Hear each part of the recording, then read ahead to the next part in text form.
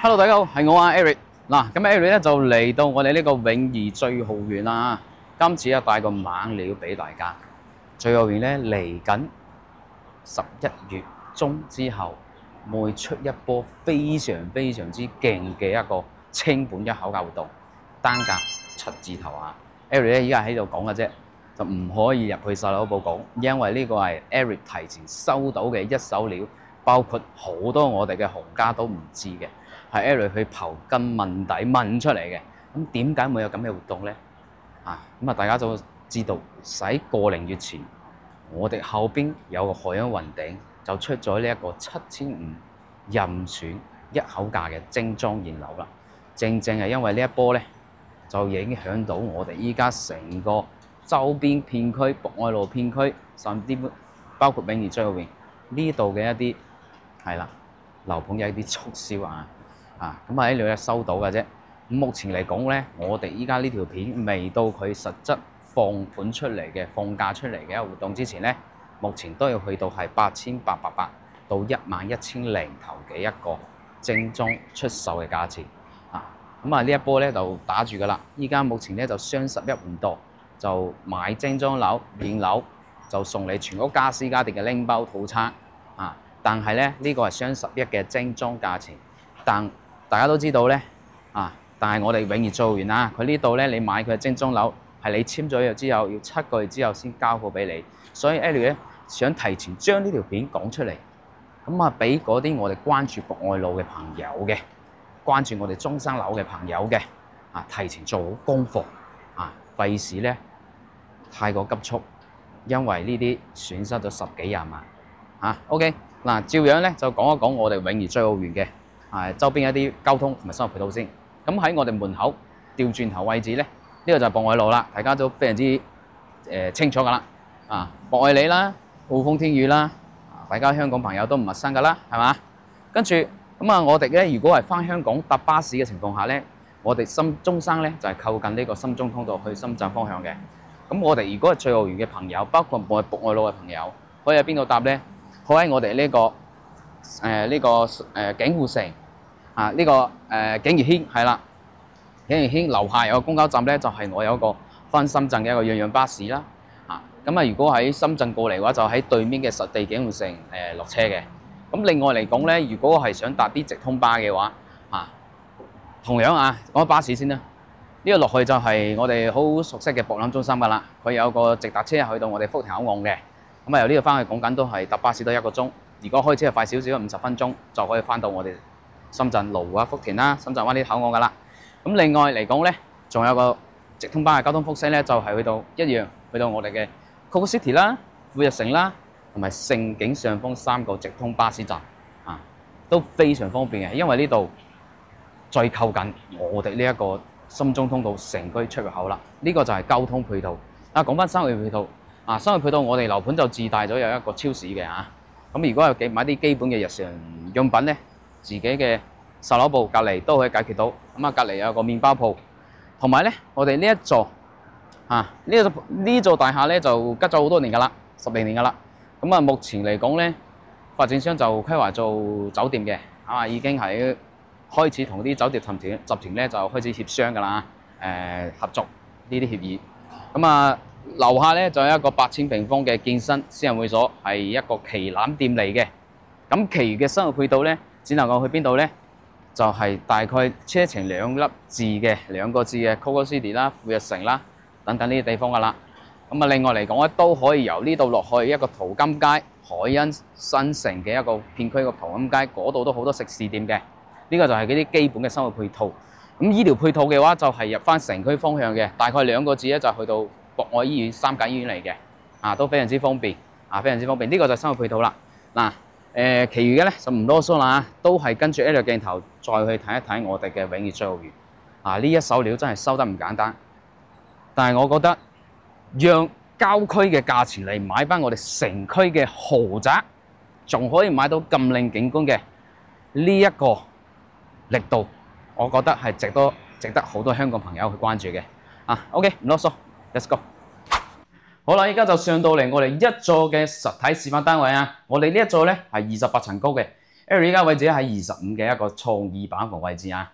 呢度咧係3 lift 4房嘅一個平層設計，有一條磚 lift 咧就入翻 Eric 身後嘅呢個163方嘅一個大平層，係4房3衛嘅。咁我哋咧就跟住 Eric 鏡頭逐一嚟睇我哋最後院其他單位嘅一啲實體嘅尺寸、空間同埋一個露台景觀。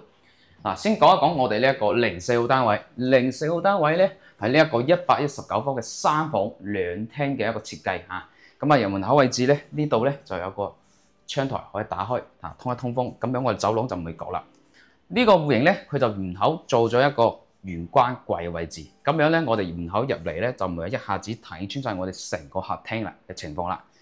嗱，呢個戶型嘅獨特之處咧就入嚟之後咧，呢度係做咗一個創意廚房嘅開放式廚房一個設計。嗱，咁啊可以睇睇由我哋呢一個進深喺度咧帶咗我哋呢個電子尺嘅咁啊呢個電子尺由我哋門口到呢一個露台咧，足足有幾多米咧？有13米啊，13.5米，即係到露台嗰個位置，進深非常之長啊！呢個空間咧真係非常之有呢一個感覺，入嚟咧就真係好似入咗一個大平層。因為通常你要做到咁進深嘅，基本上喺舊規嘅產品嚟講咧，係要去到140方到160方你先至可以咁做嘅。我哋再睇一睇我哋呢一個電視背景牆嘅餐廳嘅呢一個開間去到幾多？呢度咧，因為我對嘅係呢一個呢個電視，即係我哋沙發嘅背景牆。咁啊，呢度顯示咗係3.7米。咁啊，如果唔要嗰笪咧，應該係4米開間噶啦。當然啦，係未包括我哋由呢個位置到嗰度嘅進深。最後完一棟最靚仔嘅地方咧，我諗就係呢個景觀啦。OK， 嗱呢度望出去嘅成個海欣新城、萬科柏業灣，甚至乎前邊嘅觀嶺都可以望到，下邊就係我哋嘅別墅，可以見到別墅入住率都非常之高，因為我哋最豪園咧，其實由佢06年第一期開始，呢度就係我哋呢一個中山可以講富人集中嘅一個地方，海欣新城又係，永業最豪園又係，呢度嘅別墅咧，基本上係過千幾萬，甚至乎3000幾萬、5000幾萬嘅都有嘅。我哋嘅露台你睇啦，4方嘅一個戶型設計露台設計，我哋睇一睇呢一個露台有幾多個平方佢嘅寬咧就係3.1到3.2咁樣跟住咧呢度深度咧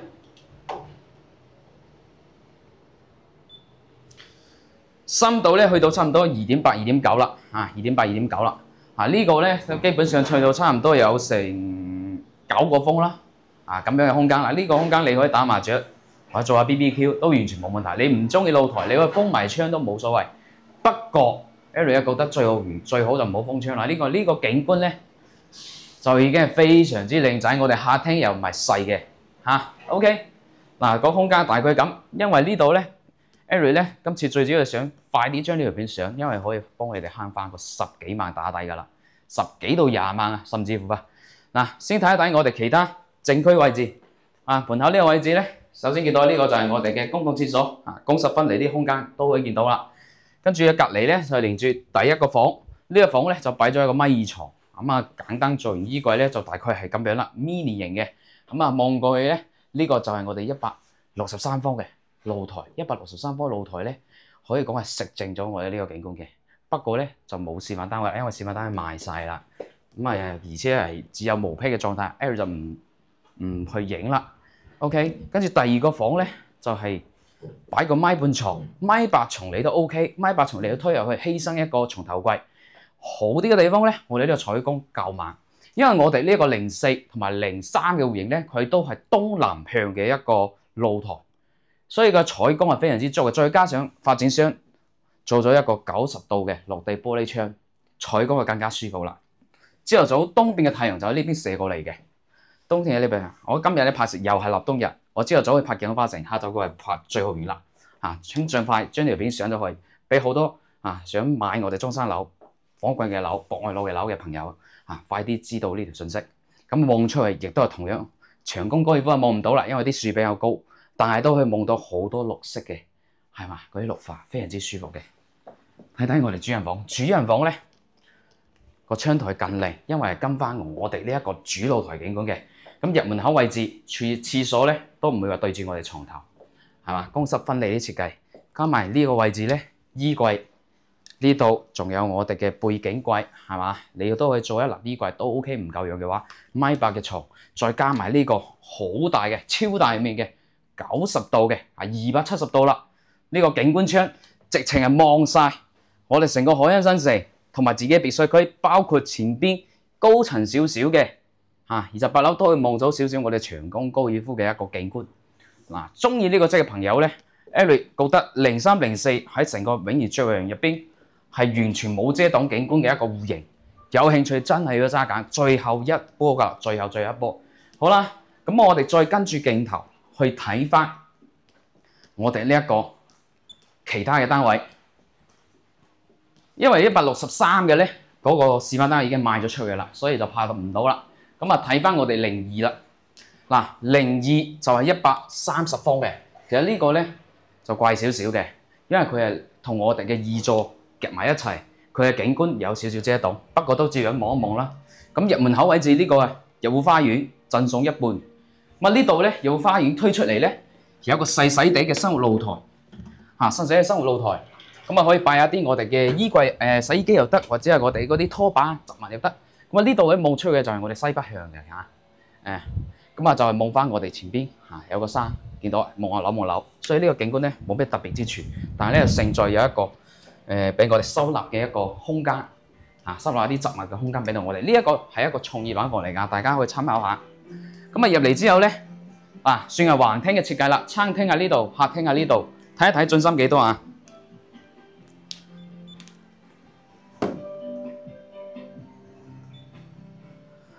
？OK， 咁啊，我哋呢個橫廳咧接近7米嘅一個距離7米嘅一個橫廳。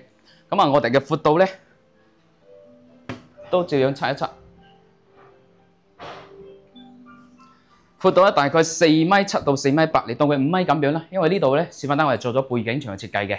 咁我哋入嚟之後，入戶花園入嚟之後，呢度就係我哋嘅一個 L 字形嘅大廚房咁如果係無坯嘅情況下咧，我哋就可以做少一啦，擺個雙門冰箱。如果係精裝嘅咧，佢只能夠擺個單門冰箱。呢個睇翻自己要取捨啊。咁啊呢度咧推出去就係頭先我哋嗰個細細地嘅生活露台，細細嘅生活露台。好啦，再睇一睇我哋最主要嘅景觀可以望到啲咩？可以見到啦。咁啊，我哋成個露台Eric 由呢個位置側出嚟，因為呢度有咗凹少少嘅，凹咗少少落去嘅。我睇一睇呢個露台一共有幾長。好啦，我哋呢個露台咧，大概去到6.6米嘅一個進深闊度。咁啊呢度咧就大概係1.5米到1.6米咁樣。可以咁講攝影師調轉鏡頭過嚟，呢度係做個洗衣機位嘅。咁啊呢度咧就同我哋2座嘅露台比較挨近少少啦。同埋咧可以見到我哋呢度係凹咗入去嘅，所以景觀佢食到唔係好盡。當然啦，呢度亦都係咁多單位入邊單價最平嘅一個戶型嚟㗎。再睇睇我哋臥室，咁第一個房就係呢個位置啦。呢個可以做長輩房又得1.5米嘅床又得。呢度咧仲有嵌入去，呢度係全贈送嘅飄張位。呢度係定咗個榻榻米平時咧就可以喺呢度坐下睇下書跟住睇翻出嘅就係我哋東區都可以望到我哋呢一個 Coco City 嗰座樓Coco City 嗰座樓。跟住咧呢度係我哋剛剛嘅廁所做到非常之大你可以擺個浴缸又冇問題咁呢啲空間尺寸見到噶啦 ，Eric 打開手平衡非常之大。呢個第一個房，第二個房咧就呢間就算係叫做細少少，但係可以勝在進深夠闊。呢度擺咗個1.5米床之後，呢度仲可以擺個工作台、電腦台，呢邊係做衣櫃。呢度嘅景觀就係跟翻頭先嗰個房，睇翻東區嗰度嗰度咧就係我哋嘅富日城同埋 Coco City 啦非常之近。由呢度過去咧講緊都係7到8分鐘嘅一個車程。睇主人房啦主人房咧入嚟睇睇廁所夠晒大㗎你擺浴缸完全冇問題完全冇問題㗎。呢個係創意板房。咁實質交俾你嘅咧，就靠你自己去設計啦。入嚟之後呢啲床，佢呢度擺咗米半嘅啫，但係 Eric 覺得1.8米都 OK 嘅，留一個床頭櫃。呢邊係做衣櫃，好嘅地方咧，呢度有一立嘅飄窗位都係震送嘅嚇。咁呢度咧就係連出去頭先嗰個露台，望出去咧就係呢個景觀啦，海欣新城嗰個方向啦嚇。OK， 呢個咧就係130方嚇，130方02嘅房號。嗱，如果係揀翻我哋最豪園嘅一個精裝房源嘅話，你中意佢嘅交付標準嘅話，你買完之後你就等7個月嚟裝修先交到貨俾你。咁 Eric 咧覺得呢一波咧就全部7字頭毛坯出貨俾你咧，我覺得你買毛坯買翻嚟你可以裝修成自己中意嘅樣。不過咧都照樣睇一睇佢嘅交付標準啦。我哋嘅呢一個最豪園嘅交付標準咧，即係精裝交付標準就係呢個03啦。03咧就係120方嘅，同樣都係3房2廳2衛。入嚟之後咧就呢個入戶花園，贈送一半嘅入戶花園。呢個戶型咧03唔同嘅，就呢度多咗一個雜物間。你有啲拖把掃把或者係唔想咩嘅，或者嗰啲工具你就可以塞入去。呢個就係佢精裝交付標準。呢個戶型咧呢度窗打開咧，入邊嘅廚房仔嚟嘅。呢度嘅廚房窗咧係只能對出嚟我哋入戶花園。其實呢個戶型咧點講咧，有好都有唔好啦。好嘅地方即都開得唔錯，景觀又夠靚。好啦，照樣同大家測一測我哋呢一個03戶型03戶型呢一個成個進深去到幾多？其實嚴格嚟講，攝影師行過嚟，我由呢個廚房啦，由呢個廚房嚟側過去啦由呢度咧，我撇除咗呢個廚房位，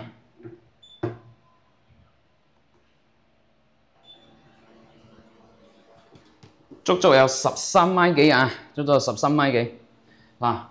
進深係非常之大㗎啦。再睇睇我哋嘅闊客廳同埋餐廳嘅一個距離餐廳開間7.2米左右7.2米左右。我哋嘅客廳開間咧係幾多實質嘅因為呢個就係你將來可以住到㗎啦。3.8米大概3.8米咁樣。就大概都有差唔多成幾個成40-50個方咁大㗎啦OK， 就都係睇翻我哋個交付標準先。講緊交付標準係精裝。全屋嘅中央空調係有嘅跟住全新嘅白牆、白色牆，地磚都係80×80嘅，淺灰色嘅，有啲同我哋保利天郡差唔多嘅一個磚，做好尾縫交換俾我哋我哋嘅露台咧就做咗木紋磚嘅設計同樣都係差唔多有9到10個方嘅露台景觀咧就同我哋頭先個04戶型咧係一模一樣嘅，就望出去好開揚，非常之開揚如今又係陰天，爭少少嘅啫個景觀。但係如果係晴天白雲嘅時候，呢個景觀至少放喺18-19年咧，嗰個市場起碼就值60萬。不過唔使，依家7字頭。OK， 睇一睇，照樣睇睇我哋呢個其他戶型先啦。咁我哋廁所公室分離嘅，到時有一個套門交俾我哋如果精裝揀咗精裝嘅朋友，公室分離做好。第一個房咧，咁房間咧就做咗呢個實木地板實木地板就咁樣，大概擺個1.2米床咁樣。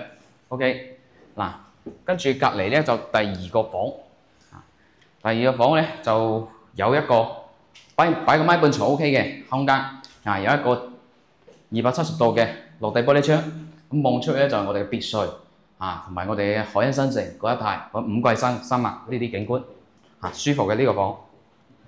主人房咧就套房嘅設計依然呢個係公室分離嘅洗手間，跟住就擺個1.8米床、衣櫃位、床頭櫃位，同埋呢一個你可以定制個榻榻米，平時喺度坐喺度睇下書、飲下茶，就係咁望住我哋成個5季山同埋海欣新城，包括長江高爾夫業同埋別墅啦。呢個咧就係我哋呢一個永怡最豪園精裝嘅交樓標準，不過就要等7個月，即係話你買樓簽咗約7個月就可以收到貨。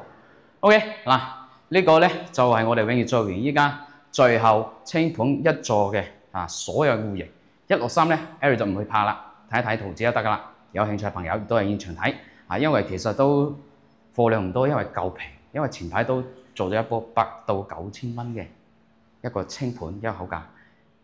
真正清盤嘅咧係嚟緊嘅呢一個11月份落去園林同大家做個總結先。好啦，依家就落嚟1樓同大家做個總結啦嚇。咁我依家位置咧就係我哋一棟嘅1樓大堂位置全部都可以採用人面識別啦，拍卡咧就可以入去嘅。同埋咧，我哋嘅163方咧都有個專梯咧可以入到我哋呢個單位。咁3 lift 4層嘅佈局，28層高咁講緊 Eric 收到嘅今次呢一部一手料咧關注我哋博愛路嘅朋友咧，先做好收藏，做好攻略，睇好呢條片，中意邊隻戶型，中意邊隻景觀因為到時呢一波信息一出嚟咧，絕對又係爆嘅。上條片都講到啦，我哋健康花城個位置咁靚，地鐵站、商場、學校、公園乜都喺周邊嘅，開發商只要稍微平價少少咧，3日就賣咗100零套啦。咁我哋呢一波最豪園最後60幾套貨，我相信呢個價錢出嚟，絕對會係搶爆嘅。同時都可能會影響到我哋周邊博愛路嘅博愛路兩邊嘅一啲樓價。就毛坯，我建議大家買毛坯。呢一波大家先做好功課做好功課。呢度咧 Eric 條片咧先上但係咧實質嘅價錢可能要去到11月中之後，大家等一等，耐心啲永業最豪園呢啲景觀，跟住咧鏡頭睇過啦，絕對唔會輸嘅。呢個價錢你基本上可以講係攞郊區嘅價錢買翻城區嘅一個豪宅盤呢個唔使 Eric 再做多解釋噶啦。有興趣嘅朋友記得 follow Eric 嘅頻道持續關注 Eric 嘅信息，或者最好提前私信 Eric 做好準備價錢7字頭就係咁樣啦。有興趣嘅朋友記得聯繫 Eric 啦。今期嘅視頻咧就到呢度，我哋咧下期再見，拜拜。